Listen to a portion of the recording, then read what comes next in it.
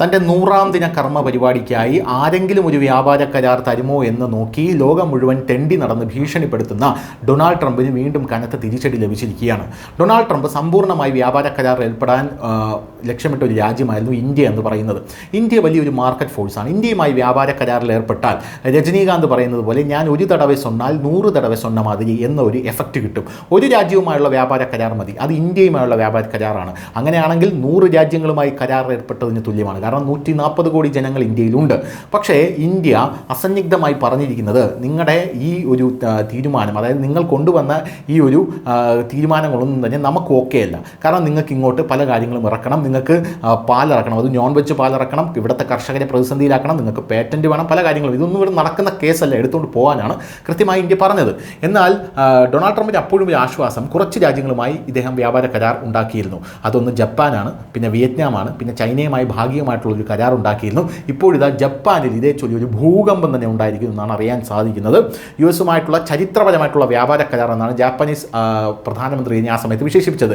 എന്നാൽ ജപ്പാനീസ് രാഷ്ട്രീയം ഇപ്പോൾ ആടി ഉലയുകയാണ്. യഥാർത്ഥത്തിലുള്ള മാൻഡ്രേക്ക് അത് ട്രംപാണോ എന്ന് പോലും തോന്നിപ്പോവും, പിണറായി വിജയനല്ല എന്ന് നമ്മളിപ്പോൾ മനസ്സിലാക്കണം.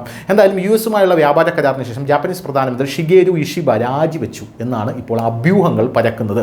ലഭിച്ച വിവരങ്ങളനുസരിച്ച് ഇഷിബ ഉടൻ തന്നെ രാജിവെക്കുമെന്ന് തൻ്റെ അടുത്ത അനുയായികളോട് സൂചിപ്പിച്ചു. US-ഉമായിട്ടുള്ള താരിഫ് കരാർ പഠിച്ച് രാജി സംബന്ധിച്ച് തീരുമാനമെടുക്കുമെന്ന് പ്രധാനമന്ത്രി ഇഷിബ വ്യക്തമാക്കി. ജാപ്പനീസ് പ്രധാനമന്ത്രി രാജിവെക്കുന്നു. വിയറ്റ്നാമിൽ വലിയ പ്രശ്നങ്ങൾ നടക്കുന്നു. ഈ വ്യാപാര കരാർ ഒപ്പിട്ടതിന് ശേഷം ചൈനയിൽ എന്താണ് സംഭവിച്ചതെന്ന് നമുക്ക് എല്ലാവർക്കും അറിയാം. ചൈനീസ് പ്രസിഡന്റ് ഇത്രയും കാലം അടക്കിവാണിരുന്ന അധികാരങ്ങൾ മുഴുവൻ ബാക്കിയുള്ളവർക്ക് മനസ്സില്ലാ മനസ്സോടെ പിരിച്ചു കൊടുക്കേണ്ടി വരുന്നു. പിന്നീട് അയാൾ ഒളിവിൽ പോകുന്ന ഒരു സാഹചര്യം ഉണ്ടാകുന്നു. എന്തായാലും കഴിഞ്ഞ വാരാന്ത്യത്തിലെ തെരഞ്ഞെടുപ്പിൽ ഇഷിബയുടെ ഭരണകക്ഷി ചരിത്രപരമായിട്ടുള്ള പരാജയം ഏറ്റുവാങ്ങി. അതിനെ തുടർന്ന് രാജിവെക്കാനുള്ള സമ്മർദ്ദം വർദ്ധിച്ചിരിക്കുകയാണ്. ഇഷിബയുടെ ലിബറൽ ഡെമോക്രാറ്റിക് പാർട്ടിക്കും സഖ്യകക്ഷിയായിട്ടുള്ള കൊമൈറ്റോയ്ക്കും ഞായറാഴ്ച 248 അംഗ പാർലമെന്റിന്റെ ഉപരിസഭയിൽ ഭൂരിപക്ഷം നഷ്ടപ്പെട്ടു. അമേരിക്കയുമായുള്ള താരിഫ് ചർച്ചകൾ ഉൾപ്പെടെ നിരവധി വെല്ലുവിളികൾ നേരിടാൻ താൻ തുടരുമെന്ന് ഇഷിബ തിങ്കളാഴ്ച പ്രഖ്യാപിച്ചു. അമേരിക്കയുമായിട്ടുള്ള താരിഫ് കരാർ രാജിക്ക് വഴിയൊരുക്കിയിട്ടുണ്ട് എന്നും അറിയാൻ സാധിക്കുന്നു. ഓഗസ്റ്റിൽ ഇഷിബ സ്ഥാനമൊഴിഞ്ഞേക്കുമെന്ന് ജാപ്പനീസ് മാധ്യമങ്ങൾ വിശ്വസിക്കുന്നു. ട്രംപിന്റെ സമീപകാല താരിഫ് ഭീഷണികൾ കാരണം ജപ്പാൻ US-ഉമായി ഒരു വ്യാപാര കരാറിൽ ഒപ്പുവയ്ക്കാൻ നിർബന്ധിതരായി. ജൂലൈ 23 വൈറ്റ് ഹൗസിൽ നടന്നൊരു പരിപാടിയിൽ US പ്രസിഡന്റ് ഡൊണാൾഡ് ട്രംപ് ജപ്പാനുമായി ഏറ്റവും വലിയ വ്യാപാര കരാറാണ് പ്രഖ്യാപിച്ചത് നമ്മൾ ഓർക്കണം.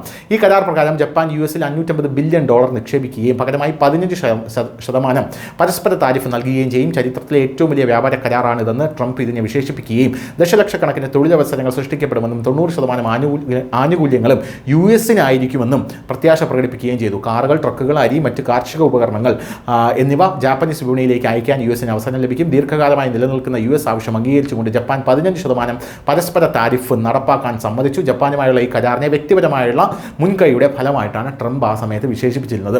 എന്തായാലും ഇതിനുശേഷം ജപ്പാനീസ് പ്രധാനമന്ത്രിയായിട്ടുള്ള ഷിഗേരു ഇഷിബയ്ക്ക് നല്ല കാലമാണ്. ന്യൂസ് ഡെസ്ക് ന്യൂസിൻ്റെ മലയാളം.